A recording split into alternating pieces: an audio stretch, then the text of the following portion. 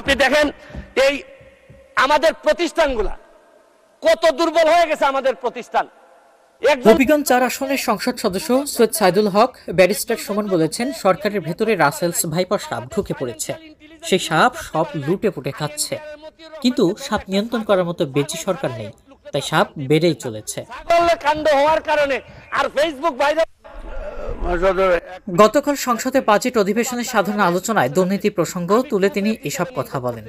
সাইদুল হক বলেন, প্রকৃতি যখন সাপ আসে তখন বেজে সেই সাপকে নিয়ন্ত্রণ করে।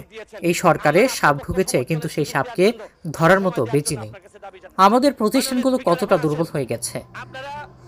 একজন ভদ্রলোককে দুদক ধরতে পারেনি, এনবিআর ধরতে পারেনি, বাংলাদেশ ফাইন্যান্সিয়াল ইন্টেলিজেন্স ইউনিট ধরতে পারেনি, সেখানে এনবিআর এর মতিউর রহমানকে ধরল এক ছাগল। ছাগলকাণ্ড না ঘটলে আর ফেসবুক ভাইরাল না হলে এই লোকের বিষয় তো সামনেই আসতো না।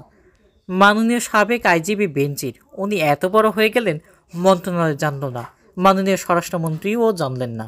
আর কিছুদিন সময় গেলে তো পুরো গোপালগঞ্জে কিনে ফেলতেন এই বেনজির সাহেব। এটার দায় মন্ত্রণালয় কোনোভাবেই এড়াতে পারে না।